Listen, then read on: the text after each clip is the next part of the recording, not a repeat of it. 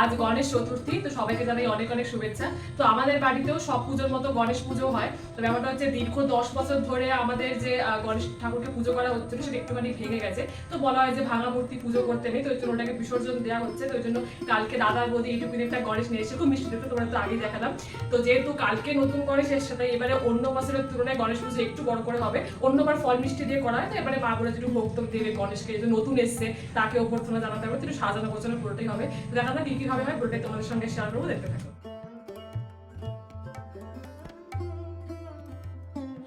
তো আমি এখন যাচ্ছি গনু আর গপু দুজনের জন্য মিষ্টি আনতে। মিষ্টিটা আমি কিনে নিয়ে এসে ততক্ষণে মা ভক্ত রান্না করা শুরু করে দেবে, বাড়িতে এসে দেখাবো। চলো দেখা যাক কি কি মিষ্টি পাই। আর এই মাত্র যে ডায়লগটা বললো তার পুরো স্ক্রিপ্টে আমার লেখা, তোমরা জানো স্ক্রিপ্ট আমার কেমন লেখা। এই না ও ক্যামেরা ধরেছিল।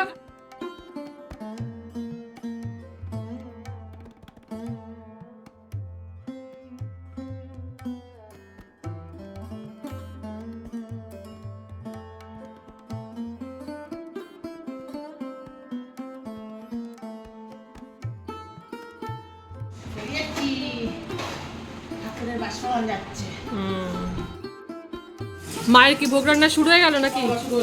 আচ্ছা হ্যাঁ আচ্ছা আচ্ছা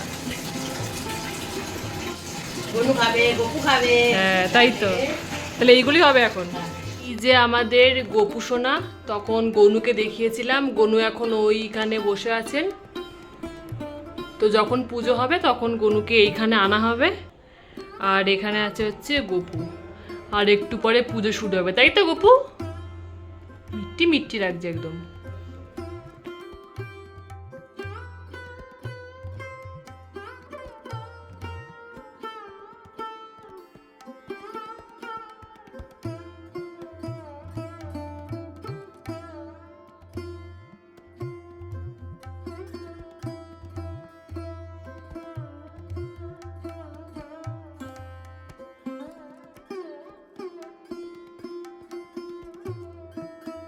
এই যে ম্যাডাম পায়েস রান্না করলেন, পায়েস রান্না করা কমপ্লিট। চলো তাহলে, হ্যাঁ যাও। হ্যাঁ গপু আর গনু দুজনেই।